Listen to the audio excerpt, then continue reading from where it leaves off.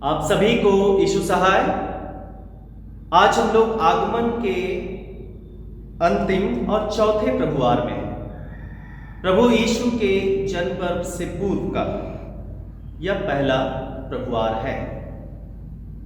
वचन हमसे कहता है फिलिपियों के नाम पत्र में 2 अध्याय 6 और 7 पद में, ख्रिस्त ने परमेश्वर के स्वरूप में होकर भी परमेश्वर के तुल्य होने को अपने वश में रखने की वस्तु ना समझा, वरन अपने आप को ऐसा शून्य कर दिया और दास का स्वरूप धारण किया और मनुष्य की समानता में हो गया। सर्वशक्तिमान ईश्वर पिता, पुत्र और पवित्र आत्मा के नाम में आमीन। हे परमेश्वर अनुग्रहकारी जीवित पिता, हम धन्यवाद करते हैं ऑनलाइन आराधना जमशेदपुर पास्ट्रेट उत्तर भारत की कलीसिया और चुरनागपुर डायसीस होकर हम सब इस आराधना में एकत्रित हो पाते हैं। यह तेरी ही बड़ी करुणा और दया के कारण से हो पाया है कि बीते समय बीते दिनों में तो ही हमारा रक्षक और अगुवा हुआ है। हे पिता, जन्म पर्व के इस ऋतु में, आगमन के इस रविवार में, इस पवित्र दिन में हम तुझ परमेश्वर के निकट आते हैं। हमारे जीवन को तो शुद्ध और पवित्र कर, और एक एक परिवार और एक एक तेरे विश्वासी जब इस आराधना में जुड़ते हैं, हर एक के जीवन को तू ग्रहण कर, महिमा में इस्तेमाल कर। प्रार्थना के द्वारा जब हम एक दूसरे को तेरे हाथ में सौंपे, हर एक के जीवन को ग्रहण कर कि हम तेरी स्तुति महिमा बढ़ाई करें और तेरे ही वचन रूपी आत्मिक भोजन से हम तृप्त होने पाए। संपूर्ण आराधना को हम तेरे हाथ में सौंप देते हैं। पिता, हर एक के जीवन को तू संभाल और अपनी स्तुति महिमा के योग्य बना, पवित्र कर, शुद्ध कर और अपनी आत्मा की अगुवाई प्रदान कर, हमारे प्रभु यीशु ख्रीस्त के द्वारा। आमीन। गीत संख्या 134, हिम नंबर 134।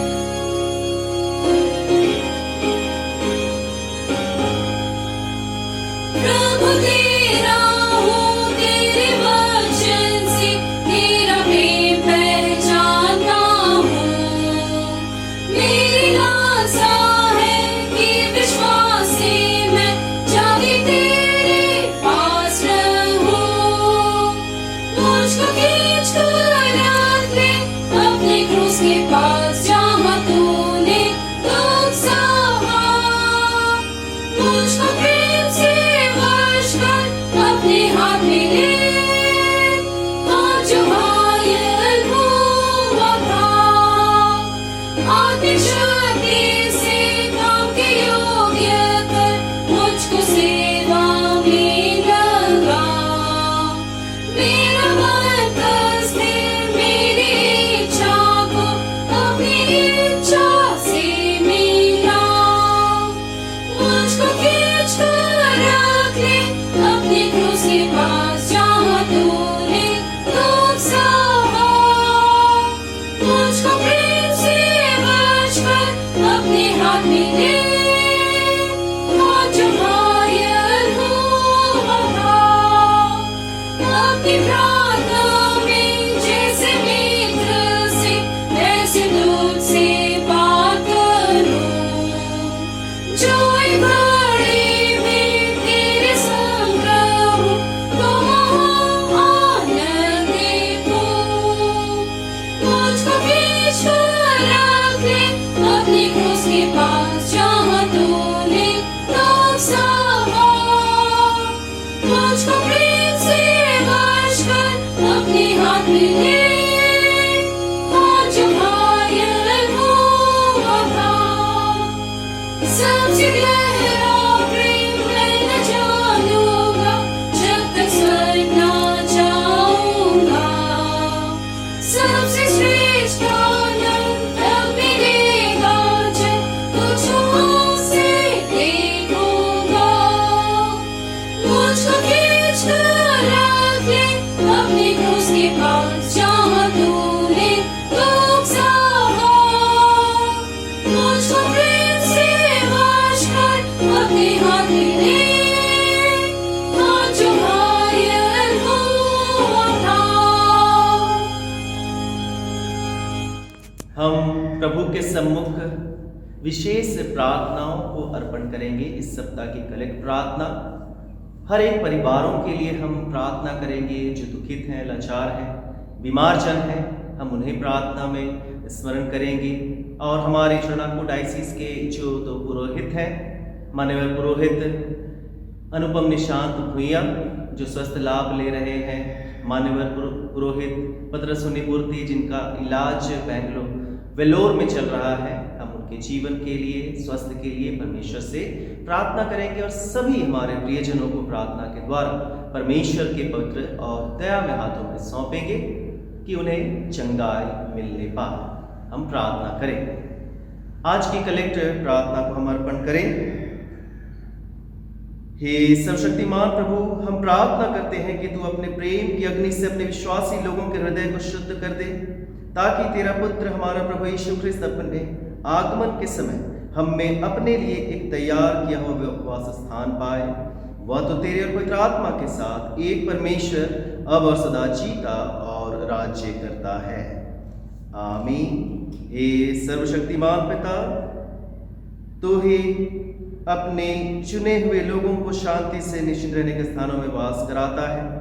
हम इस प्रार्थना में जितने परिवार जुड़ पाए हैं, जो नहीं भी जुड़ पाए हैं, प्रत्येक परिवारों को तुझ परमेश्वर के पवित्र और दयामय हाथों में सौंपते हैं कि तू ही माता पिता भाई बहन बच्चों पर अपनी निरंतर अनुग्रह की दृष्टि बनाए रख, अपनी आशीषों से भरपूर कर और अपने सत्य की गवाही में हर एक का तू ही इस्तेमाल करने पाए। और पिता, जो भी शैतान के छलबल, बुराइयां, बीमारियां हर एक जीवन में प्रवेश करना चाहती हैं, प्रार्थना है पिता कि तेरे पुत्र के नाम से दूर कर दिए जाए। और हम उन पुरोहितों को स्मरण करते हैं जो शारीरिक तकलीफ में हैं, उन तेरे विश्वासियों को स्मरण करते हैं जो शारीरिक दुर्बलता के कारण बिछौनों पर हैं, तुझ परमेश्वर के निकटताई में आकर तुझे पुकारते हैं। उन पर, उनकी सेवा करने वालों पर तो अपनी आशीष, अपनी चंगाई पूर्ण कि हर एक बीमार जन तुझ परमेश्वर में चंगे हो जाए। और जब हम जन्म पर के इस ऋतु में हैं, हम आनंद और खुशी के साथ उस बालक यीशु को ग्रहण करें जो हमारे उद्धार के लिए तूने माता मरियम के गर्भ में दिया। और उस आनंद को गवाही के रूप में, शुभ समाचार के रूप में हम परिवार होकर, एक एक व्यक्ति होकर, एक एक विश्वासी होकर पूरे संसार से बांटने वाले हो सके, हमारे प्रभु यीशु ख्रीस्त के द्वारा। आमीन। हम प्रार्थना करेंगे शुभ समाचार के लिए कि सारे जगत में फैल जाए। हे परमेश्वर, तूने सब जाति के मनुष्यों को एक ही लहू से सारी पृथ्वी पर वास करने के लिए उत्पन्न किया और अपने धन्य पुत्र को इसलिए भेजा कि जो दूर है और जो निकट है दोनों को मेल का प्रचार करे। वर दे कि इस देश के और सब देशों के लोग तुझे टटोल कर पाए। और हे स्वर्गीय पिता, उस प्रतिज्ञा को शीघ्र पूरा कर जो तूने की है कि मैं सारे मनुष्यों पर अपना आत्मा ले लूंगा, हमारे त्राता यीशु ख्रीस्त के द्वारा। आमीन। आइए हम परमेश्वर के निकट अपने पापों को मानते हुए पाप अंगीकार की प्रार्थना में जाएंगे। परमेश्वर ने संसार से ऐसा प्रेम रखा कि उसने अपना इकलौता पुत्र यीशु ख्रिस्त दे दिया कि वह हमें पापों से बचाए, स्वर्ग में हमारे लिए निवेदन करता हो और हमें शाश्वत जीवन में पहुंचाए। इसलिए हम पश्चाताप और विश्वास के साथ अपने पापों का अंगीकार करें। हम परमेश्वर की कृपा से उसकी आज्ञाओं का पालन करने का और सब लोगों के साथ मेल मिलाप और प्रेम से रहने का दृढ़ संकल्प करें। हम पाप अंगीकार की प्रार्थना को एक साथ करेंगे। प्रार्थना करें। हे सर्वशक्तिमान परमेश्वर, हमारे स्वर्गीय पिता, हमने मन, वचन और कर्म से तेरे विरुद्ध और एक दूसरे के विरुद्ध पाप किया है। हमने अपनी अज्ञानता और दुर्बलता के कारण और जानबूझकर भी बुराई की है और भलाई करने में असफल रहे हैं। इन सब पापों के लिए हम सचमुच खेदित हैं और अंतःकरण से पश्चाताप करते हैं। तेरे पुत्र यीशु ख्रिस्त ने हमारे लिए अपने प्राण दिए, उसी के कारण हमने जो पाप किए उनको क्षमा कर और यह वर दे कि भविष्य में हमने आजीवन पाकर सदा तेरी सेवा करें, ताकि तेरे पवित्र नाम की महिमा हो। आमीन। सर्वशक्तिमान परमेश्वर उन सबको क्षमा करता है जो एक दूसरे को क्षमा करते और सच्चा पश्चाताप करते हैं। वह हम सब पर दया करे, हमारे सब पापों को क्षमा करे, उन सबको छुटकारा दे, सब भले कामों में हमें स्थिर और सबल करे और शाश्वत जीवन में बनाए रखे, हमारे प्रभु यीशु ख्रीस्त के द्वारा। आमीन। परमेश्वर का धन्यवाद हो।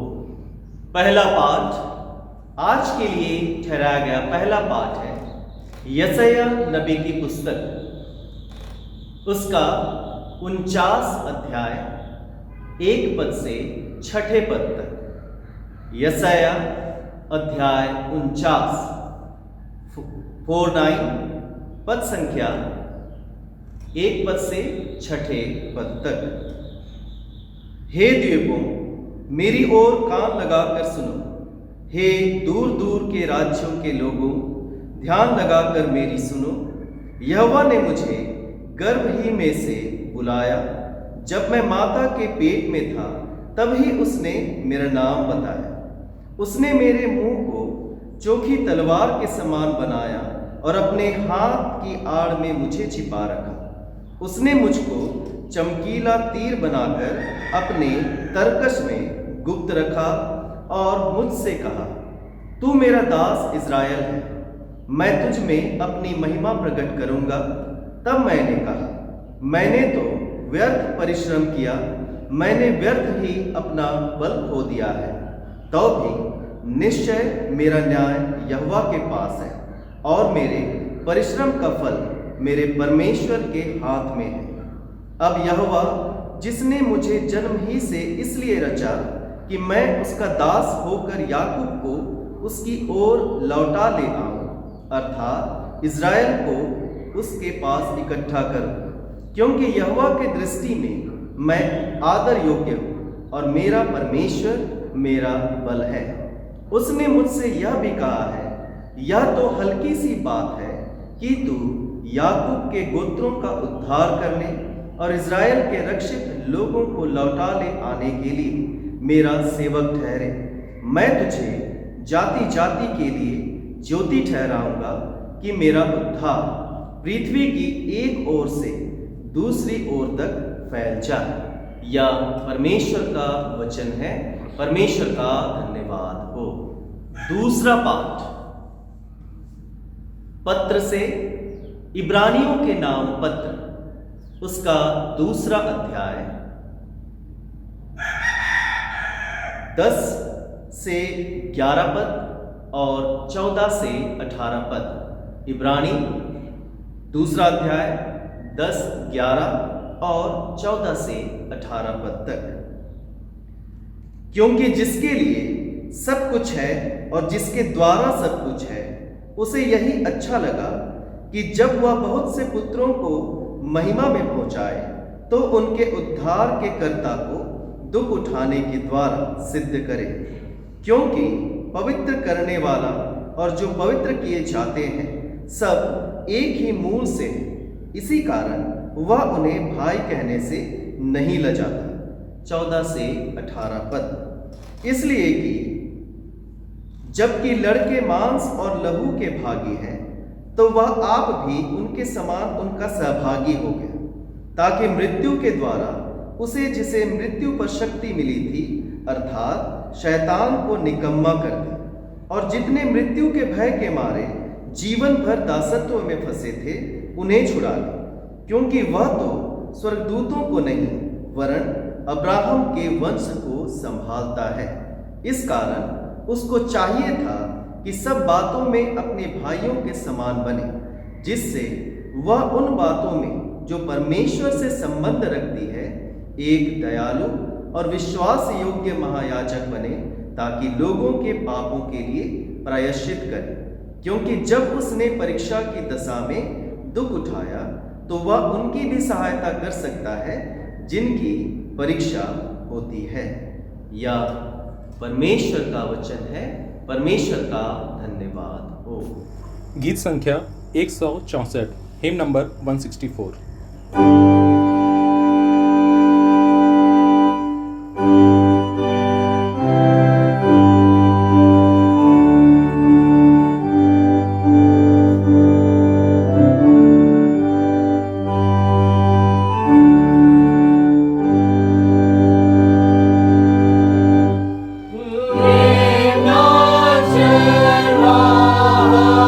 मेरा है सदा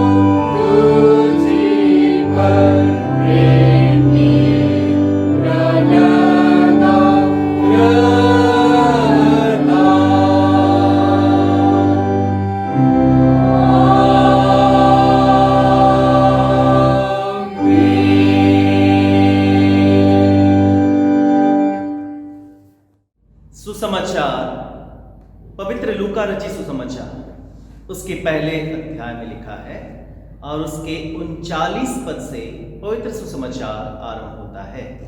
हे प्रभु यीशु ख्रिस्त तेरी महिमा हो। लूका रचित सुसमाचार पहला अध्याय 39 पद से 49 पद तक। लूका 1 39 से 49 पद तक। उन दिनों में मरियम उठकर शीघ्र ही पहाड़ी देश में यहूदा के एक नगर को गई और जकरिया के घर में जाकर इलिशिबा को नमस्कार किया। ज्यों ही इलिशिबा ने मरियम का नमस्कार सुना, त्यों ही बच्चा उसके पेट में उछला और इलिशिबा पवित्र आत्मा से परिपूर्ण हो गई और उसने बड़े शब्द से पुकार कर कहा, तू स्त्रियों में धन्य है और तेरे पेट का फल धन्य है। यह अनुग्रह मुझे कहाँ से हुआ कि मेरे प्रभु की माता मेरे पास आई। देख, ज्यों ही तेरे नमस्कार का शब्द मेरे कानों में पड़ा, त्यों ही बच्चा मेरे पेट में आनंद से उछल पड़ा। धन्य है वह जिसने विश्वास किया कि जो बातें प्रभु की ओर से उससे कही गई वे पूरी होंगी। तब मरियम ने कहा, मेरा प्राण प्रभु की बड़ाई करता है और मेरी आत्मा मेरे उद्धार करने वाले परमेश्वर से आनंदित हुई, क्योंकि उसने अपनी दासी की दीनता पर दृष्टि की है। इसलिए देखो, अब से सब युग युग के लोग मुझे धन्य कहेंगे, क्योंकि उस शक्तिमान ने मेरे लिए बड़े बड़े काम किए हैं। उसका नाम पवित्र है। या ख्रिस्त का सुसमाचार है। हे प्रभु यीशु ख्रिस्त तेरी स्तुति हो। अब सर्वशक्तिमान परमेश्वर पिता, पुत्र और पवित्र आत्मा के नाम में आमीन। ईश्वर पिता को धन्यवाद और आप सभी का इस ऑनलाइन आराधना में स्वागत है कि हम परमेश्वर के वचनों को एक दूसरे से फिर से बांटने पा रहे हैं। सभी हम जानते हैं कि हम लोग यीशु ख्रिस्त का जन्म पर्व जो हम लोग आने वाले 25 तारीख को मनाएंगे, हम लोग 24 तारीख की अर्धरात्रि आराधना से आरंभ करते हुए उस दिन को मनाएंगे। ठीक उससे पहले का या रविवार है आगमन का चौथा प्रभुवार। तो आज के इस सुंदर समय और सुंदर दिन में जो परमेश्वर ने हमें एक दूसरे से जुड़ने का अवसर दिया है, इसके लिए परमेश्वर पिता को अवश्य अपने परिवार के साथ मिलकर और जो व्यक्तिगत रूप से इस आराधना में जुड़े हुए हैं, हम परमेश्वर पिता को अवश्य धन्यवाद दें कि हम इस पर्व त्योहार को मनाने पा रहे हैं। उस आनंद को जो यीशु ख्रिस्त के द्वारा हमें प्राप्त होता है, एक दूसरे से बांटने पा रहे हैं। आइए हम उन वचनों में जाएंगे जो हमें उन बातों को सिखलाना और बतलाना चाहता है कि परमेश्वर का पुत्र हम मनुष्यों के लिए उसके जन्म पर्व में हमें क्या शिक्षा मिलती है, यीशु ख्रिस्त के मानव रूप में हमें क्या शिक्षा मिलती है। हमारे लिए जंत्री पाठ में जो विषय दिया गया है वह विषय बतलाता है कि प्रभु यीशु के जन्म पर्व पर हम उसका स्वागत मानव रूप में करते हैं। प्रभु यीशु ख्रिस्त के जन्म पर्व पर हम उसका स्वागत मानव रूप में करते हैं, क्योंकि वह केवल पाप को छोड़कर हर तरह से हमारे ही समान है। पाप को छोड़कर प्रभु यीशु ख्रिस्त मानव रूप में हम सबके समान हैं। जब हम इन बातों को पढ़ते और सुनते हैं तो हमें यह एक उद्देश्य प्राप्त होता है या एक उद्देश्य लेकर हम अपने जीवन में आगे बढ़ सकते हैं। इस जन्म पर्व में, जन्म पर्व के इस महीने में, इस पूरे सप्ताह में, कि प्रभु यीशु ख्रिस्त एक मनुष्य रूप में जन्म लिया, एक मनुष्य रूप को अपनाया, एक पाप रहित जीवन जिया और हम सबको उसी मानवीय जीवन को जीने के लिए यीशु ख्रिस्त का जीवन हमें एक आदर्श देता है, हमें प्रोत्साहित करता है और हमें साहस भी प्रदान करता है कि हम सबको यह साहस होने पाए कि मैं और आप यह प्रयास कर सके अपने जीवन में कि प्रभु यीशु ख्रिस्त जैसे अपने जीवन को जिया, वैसे ही साहस के साथ हम सब भी पाप रहित जीवन जीने का प्रयास करेंगे कि मेरा और आपका जीवन पापों से दूर बना रहे। यीशु ख्रिस्त के जीवन के विषय में जब वह इस संसार में अपने जीवन को व्यतीत कर रहा था, हम सभी जानते हैं, जब यीशु ख्रिस्त को क्रूस पर चढ़ाया गया, उस आसपास में उसके जन्म के समय में उस प्रदेश में, यहूदा प्रदेश में, यहूदा देश में, इजराइल राष्ट्र में किसका शासन था? रोमी साम्राज्य का शासन था। तो रोमी साम्राज्य में, रोम में एक सभा थी। उस सभा में एक चिट्ठी एक रोमी अधिकारी ने यहूदा प्रदेश से भेजा, जिसका नाम पब्लियस लेंटुलस था, जिसका नाम पब्लियस लेंटुलस था। वह एक रोमी अधिकारी होकर यहूदा प्रदेश में था और उसने यीशु ख्रिस्त के विषय में कुछ जानकारियां अपने चिट्ठी में रोमी सिनट को या रोमी सभा को उसने भेजा, जिसका अनुवाद इस प्रकार से हमें मिलता है। वह कहता है अनुवाद में कि इन दिनों में यीशु मसीह नाम का एक महान गुणी व्यक्ति प्रकट हुआ, जो अभी तक हमारे बीच है। अन्य जातियों ने उसे सत्य का भविष्यवक्ता के रूप में स्वीकार किया, परंतु उसके शिष्य उसे ईश्वर का पुत्र कहते हैं। यीशु साधारण कदकाठी का व्यक्ति है, पर वह आकर्षक है। श्रद्धेय उसका चेहरा है, उसका जो चेहरा है वह श्रद्धेय है। उसे देखने वालों में, जो उसे देखते हैं, प्यार भी दिखलाई देता है उसके प्रति और एक भय भी दिखलाई देता है। जो लोग उसके मुख को देखते हैं, उनके जीवन में, उनके भाव में प्यार भी दिखता है और उसके प्रति एक डर भी या भय भी दिखाई देता है।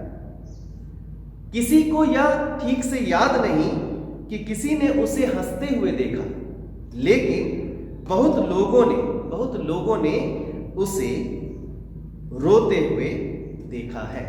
बहुत लोगों ने उसे रोते हुए देखा है। उत्कृष्ट शरीर उसका था, सुंदर हाथ थे, सुंदर बाहें थी।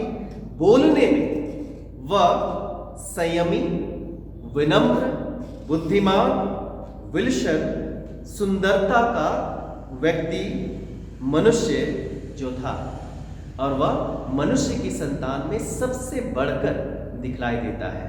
तो यह व्यक्ति इस पत्र को रोमी सभा को भेजा, रोमी सीनेट को भेजा, और उसका यह अनुवाद हमें मिलता है। तो कहने का अर्थ है कि मनुष्य रूप में जिन लोगों ने यीशु ख्रिस्त को देखा, उसके विषय में जो व्याख्या है, हम इस पत्र के द्वारा जानकारी हमें मिल जाती है। जो यशायाह नबी की पुस्तक में हमें मिलता है कि मनुष्य के उद्धार के लिए या इस्राएल या यहूदा के उद्धार के लिए परमेश्वर किसी न किसी को अवश्य चुनेगा। और यह परमेश्वर यशायाह नबी से बात करता है और कहता है कि माता के गर्भ में रचने से पहले ही मैं ऐसे व्यक्ति को चुनूंगा जो इस्राएल को इकट्ठा करेगा, यहूदा का उद्धार करेगा। लेकिन उसी में एक वचन जो हमने पहले पाठ में सुना, उस पहले पाठ में यशायाह 49 का छठा पद, यशायाह 49 का छठा पद में लिखता है, यशायाह नबी कह रहा है कि उसी यहोवा ने मुझसे यह भी कहा है, यह तो हल्की सी बात है कि तू याकूब के गोत्रों का उद्धार करने और इस्राएल के रक्षित लोगों को लौटा ले आने के लिए मेरा सेवक ठहरे। मैं तुझे जाति जाति के लिए ज्योति ठहराऊंगा कि मेरा उद्धार पृथ्वी की एक ओर से दूसरी ओर तक फैल जाए।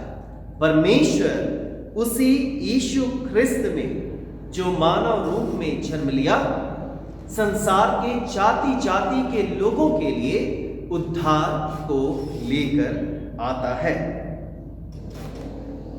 उसके बाद जब हम सुसमाचार में आते हैं तो हमें आज के सुसमाचार में यह पता चलता है कि मरियम से पहले इलिशिबा से परमेश्वर के इस दूत ने बात किया। जब मरियम को पता चला कि उसके जो रिश्तेदार है इलिसबा वह भी गर्भवती हुआ, जब उससे भेंट करने के लिए गई, तब वहां पर हम यूहन्ना, उसके माता पिता जकरिया और इलिसबा के विषय सुनते हैं, और साथ ही यीशु ख्रिस्त और मरियम और यूसुफ के विषय भी हमें कई जानकारी प्राप्त होती है। इलिसबा हो या मरियम हो, यीशु ख्रिस्त हो, वह परमेश्वर का चुना हुआ, परमेश्वर का पुत्र कहते हैं। लूका यूहन्ना के जन्म की बात भी करता है, लूका यीशु ख्रिस्त के जन्म के विषय में बतलाता है। आज के सुसमाचार में जो लूका पहला अध्याय उसका 31 पद में हमें मिलता है कि मरियम जो है वह इलिसबा से भेंट करने के लिए उसके पास गई थी, क्योंकि जैसा मरियम को बतलाया गया 31 पद में कि देख तू गर्भवती होगी और तेरे एक पुत्र उत्पन्न होगा, उसका नाम तो यीशु रखना। मरियम को यीशु के विषय में सीधे रूप में बतला दिया गया है। फिर उसके बाद मरियम को बतलाया गया कि वह इलिसबा के विषय में बतलाया गया कि उससे भी एक पुत्र होने वाला है। वह तुरंत उसके पास चली गई। तो वहां पर यूहन्ना और यीशु के विषय में जानकारी पाते हैं, और साथ ही मरियम और इलिसबा की भेंट को भी हम लोग देख पाते हैं। लेकिन सबसे बड़ी बात है कि सुसमाचार दो बतलाता है, मरियम हो या इलिसबा हो, वह दोनों बोलते हैं कि यीशु जो है वह परमेश्वर है, यीशु जो है वह परमेश्वर है। लेकिन वह कैसे जन्म लिया? जैसे हम सब एक मां के गर्भ से जन्म लिए हैं, वैसे ही यीशु ख्रिस्त का भी जन्म हुआ है। तो हम यीशु ख्रिस्त जो मांस में, हड्डी में, लहू में हम सबके समान था, जिसमें किसी भी प्रकार का पाप नहीं था, उससे हमें कई बातों को सीखने और समझने की आवश्यकता है। कई बातों को सीखने और समझने की आवश्यकता है। इब्रानियों के नाम पत्र में जो आज का दूसरा पाठ था उसका 18 पद में कहता है, इब्रानी 2 का 18 में, क्योंकि जब उसने परीक्षा की दशा में दुख उठाया तो वह उनकी भी सहायता कर सकता है जिनकी परीक्षा होती है। हम मनुष्यों की परीक्षा जो प्रतिदिन होती है, वही यीशु ख्रिस्त हम सबकी भी सहायता मदद कर सकता है, जो मानव रूप में होकर दुख उठाया था। हमने आह्वान वचन में, आराधना के आरंभ में ही जो वचन हमें मिला फिलिपियों के नाम पत्र में दूसरा अध्याय उसका 6 और 7 पद से हमने सुना था। उसमें कहता है कि वह दास का स्वरूप धारण किया और मनुष्य की समानता में वह हो गया। तो हमें कुछ बातें प्रभु यीशु ख्रिस्त से सीखने और समझने की आवश्यकता है, जो परमेश्वर का पुत्र भी है, साथ ही साथ वह हमारे समान, हम जैसा शरीर हमारा है वैसे यीशु ख्रिस्त का भी शरीर था। वह पूरी तरह से मानव रूप में था। साथ ही साथ जो चिट्ठी हम सुन पाए हैं पब्लियस लेंटुलस के द्वारा से, जो रोमी सभा को दी गई थी, उस चिट्ठी का अनुवाद भी हमने सुना है। तो उसमें सबसे पहली बात आती है कि यीशु मांस और लहू में मनुष्य था। यीशु मांस और लहू में मनुष्य था। सुसमाचार बताता है कि यीशु परमेश्वर का पुत्र है। यीशु ख्रिस्त परमेश्वर का पुत्र है। उससे कई अधिक महत्वपूर्ण बात हम सबके जीवन के लिए क्या है कि वह एक महिला के द्वारा गर्भ धारण किया, जैसे हम सब ने जन्म लिया है। इस कारण से वह क्या है कि यीशु मांस और लहू में मनुष्य है पूरी तरह से। दूसरी बात है कि यीशु भावनाओं में भी एक इंसान की तरह है, एक मनुष्य की तरह है, एक मानव की तरह है। यीशु भावनाओं में भी एक मनुष्य की तरह था। हम जब उसकी सेवकाई को देखते हैं, उसकी जीवन को देखते हैं, उसने जो भी कुछ भी किया, उसने जो भी भावनाएं दिखाई, उसमें हम लोग पाते हैं कि वह एक साधारण, एक सामान्य व्यक्ति की तरह था। उसके अंदर जो भावनाएं थी उसके अनुसार वह एक साधारण व्यक्ति था। उसका क्या था? अपने परिवार, जो उसके मित्र थे, या हम कह सकते हैं उसके जान पहचान वाले रहे होंगे, उसके शिष्य होंगे, वह सबसे प्यार करता था। यीशु क्रिस्त सबसे प्यार करता है। जैसे हम लोग एक दूसरे से सबसे प्यार करते हैं, प्रयास करते हैं सबसे उस प्यार को, उस प्रेम को बांटने का। साथ ही साथ हम सभी अपने प्रियजनों की देखभाल करने का प्रयास करते हैं, जैसा यीशु क्रिस्त अपनी भावनाओं में दिखलाता है। वह हमारे समान ही वह रोया भी, हमारे समान भी कई बार वह क्रोधित भी हुआ, या सामान्य रूप से हम सबके समान एक मानवीय भावनाओं का प्रदर्शन भी है। और सामान्य मनुष्य की तरह वह पीड़ित भी हुआ। परीक्षा उसके जीवन में भी प्रतिदिन आया करती है, लोगों के द्वारा से, शैतान के द्वारा से, लेकिन वो अपनी भावनाओं के साथ जुड़े रहते हुए भी हर एक बातों में वह सफलता को प्राप्त किया। तीसरी और अंतिम बात है कि यीशु अब तक पाप रहित है। यीशु ख्रिस्त का जीवन निरंतर अब तक वह पाप रहित बना रहा। हर प्रकार से मनुष्य होने पर भी यीशु ख्रिस्त पाप रहित जीवन व्यतीत किया। और वही बात हम सबको प्रोत्साहित करती है कि हम जो यीशु ख्रिस्त पर विश्वास करते हैं, जो मेरे और आप सबके समान था, यही बात हमें प्रोत्साहित करती है और हमें साहस देती है कि जो मेरे और आपके समान एक मानवीय जीवन व्यतीत किया, वह सदा निर्दोष बना रहा और हर एक परीक्षाओं में वह पाप रहित बना रहा। इस कारण भी हमें जो मसीह की शिक्षा प्राप्त हो रही है यीशु ख्रिस्त के जन्म पर्व के समय में, हमें यह सोचना है कि जो शिक्षा हमें मिल रही है उसी से हम पाप रहित जीवन जीने का प्रयास अपने जीवन में प्रतिदिन करें। क्योंकि जैसा विषय हमें मिलता है कि जब यीशु ख्रिस्त का जो जन्म पर्व का जो यह समय है, उसका हम यीशु ख्रिस्त का जो स्वागत करते हैं वह मानव रूप में करते हैं, बालक यीशु के रूप में करते हैं। और जब हम उसका स्वागत मानव रूप में करते हैं तो हमें यह जानना है कि वह सब बातों में मेरे और आपके समान था, लेकिन वह पाप रहित था। और वही हमें सिखलाता है अपनी शिक्षा, अपने वचन जो आज हमें मिलता है, कि हम भी प्रत्येक दिन प्रयास करें कि हमारा जीवन पाप रहित होने पाए। आइए हम लोग प्रार्थना करें। हे ईश्वर, धन्यवाद करते हैं वचनों के लिए, तेरे इकलौते पुत्र के द्वारा से, अपने उसके वचनों के द्वारा से हमें शिक्षा मिलती है कि कैसे हम पापों से बचे रहें। तेरे इकलौता पुत्र यीशु ख्रिस्त हमारे समान ही मांस, लहू और हड्डी में पूर्ण मनुष्य बना। हम उसके जन्म पर्व को मनाने पाए।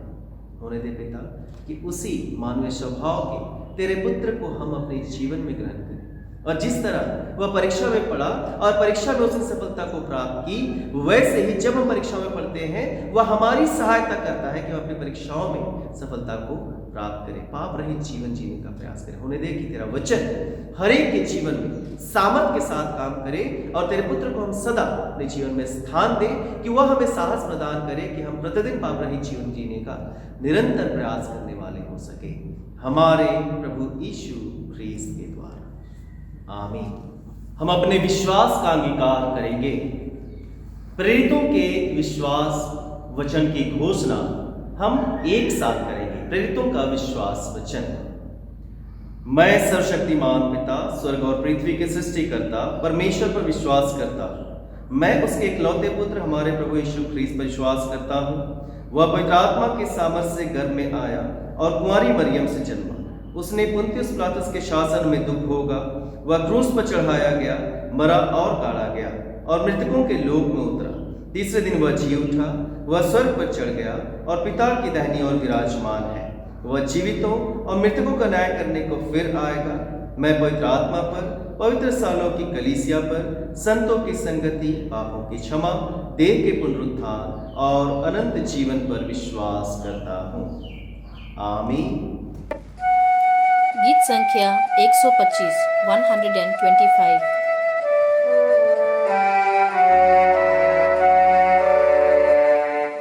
यीशु को मैं सब कुछ देता, सब कुछ अर्पण करता हूँ। प्रतिदिन संगति उसकी प्रेम विश्वास से करता हूँ। सब मैं देता हूँ।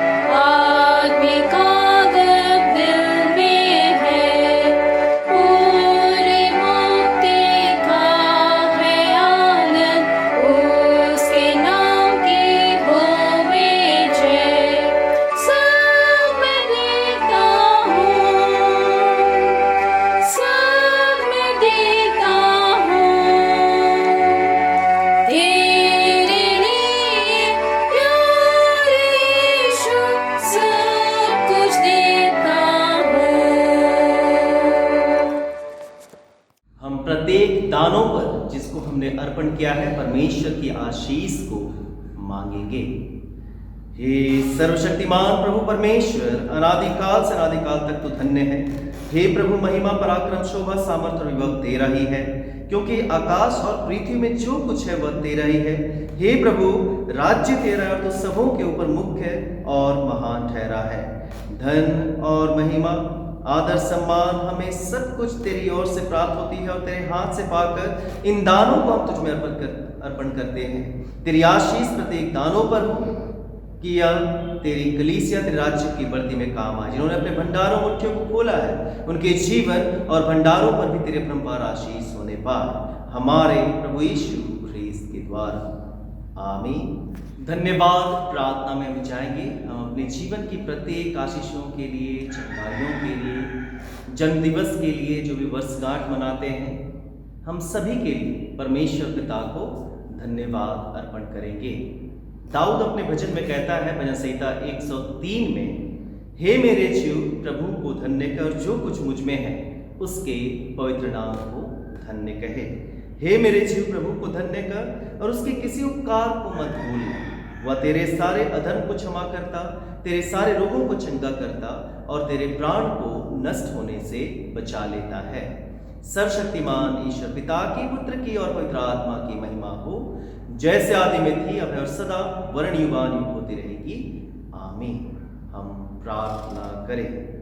हे सर्वशक्तिमान परमेश्वर, समस्त दया के पिता, हम तुझे धन्य मानते और तेरी बड़ाई करते हैं कि तूने अपने प्रत्येक विश्वासियों की प्रार्थनाओं को सुना और वे लोग जो रोग और दुख के बिछौने पर, किसी भी पीड़ा पर, विपत्ति और जोखिम में पड़े थे, उनको तूने भला चंगा किया। तूने उन पर अपनी भलाई को, अपनी दया को प्रकट की और अपने अपनी बीमारियों से वे चंगाई को प्राप्त करते हुए धन्यवाद की भेंट चढ़ाते हैं। एक धन्यवाद जीवन को और इस्तेमाल कर तुझ परमेश्वर के निकट राज्य की बढ़ती में काम करने के लिए, उन चंगाइयों के द्वारा जो आश्चर्य कर्म उन्होंने अपने जीवन में देखा है, उन आश्चर्य कर्मों की सच्ची गवाही अपने जीवन, कार्यों, बोली वचनों के द्वारा से वे देने वाले हो सके।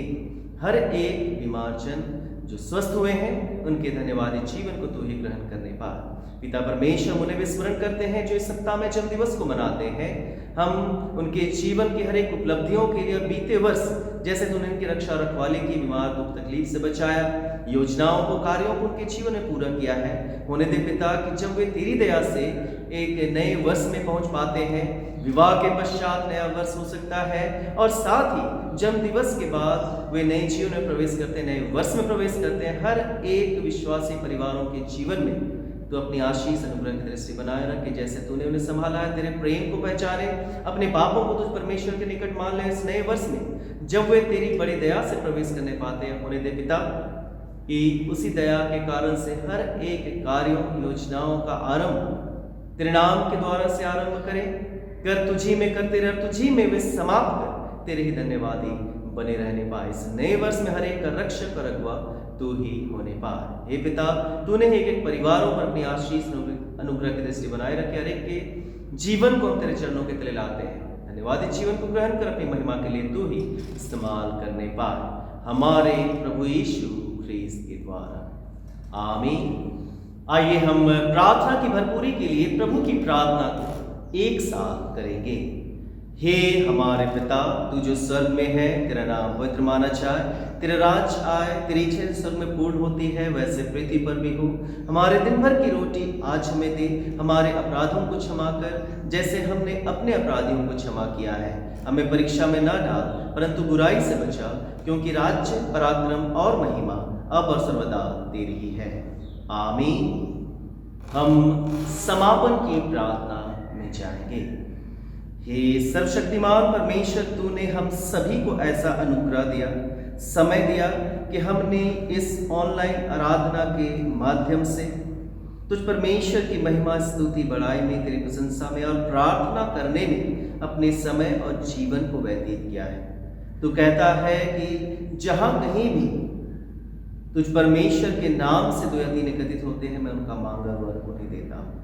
हे पिता, तेरे अद्भुत प्रेम के लिए, तेरी दया के लिए और इस ऑनलाइन आराधना में एक दूसरे को जो तूने हमें जुड़ने का अवसर दिया है, हम तेरा धन्यवाद करते हैं। हम उन वचनों के लिए तेरा धन्यवाद करते हैं जो हमें बतलाता है कि तेरा इकलौता पुत्र यीशु ख्रिस्त हमारे समान ही जन्म लिया, हमारे समान ही वह मांस लहू और हड्डी में बना, लेकिन वह निष्पाप रहा। उसके जीवन में किसी प्रकार का पाप नहीं रहा। आज का जो वचन हमें दिया गया है, उस वचन से हमें तेरा इकलौता पुत्र यीशु ख्रिस्त हमें प्रोत्साहित करता है, हमें प्रोत्साहन देता है कि हम कैसे पाप को अपने जीवन, मन और आत्मा से दूर कर सकते हैं। होने दे हे पिता कि जिस उदाहरण को तेरे इकलौता पुत्र हम में से प्रत्येक को देता, उसी उदाहरण को, वचनों को अपने जीवन में कार्य रूप देने वाले हो सके।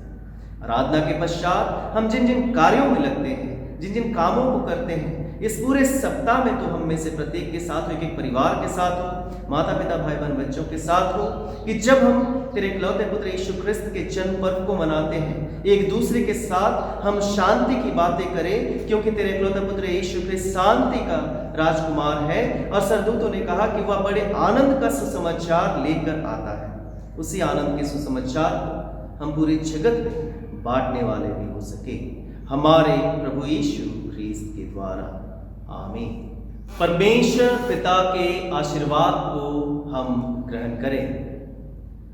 परमेश्वर की शांति जो सारे समझ से परे है, परमेश्वर के उसके पुत्र हमारे प्रभु यीशु ख्रिस्त के ज्ञान और प्रेम में आप सबके हृदय और विचारों को सुरक्षित रखे। अब सर्वशक्तिमान परमेश्वर पिता, परमेश्वर पुत्र, परमेश्वर पवित्र आत्मा की आशीष आप पर हो और आपके साथ सर्वदा रहे।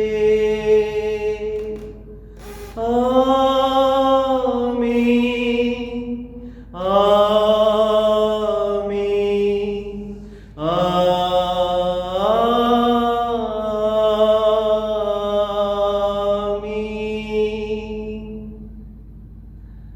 शांति से पूर्ण होकर जाए, प्रभु से प्रेम रखें और उसकी सेवा करें। ख्रिस्त के नाम में आमीन। आप सभी को यीशु सहाय। गीत संख्या 214, हिम नंबर 214।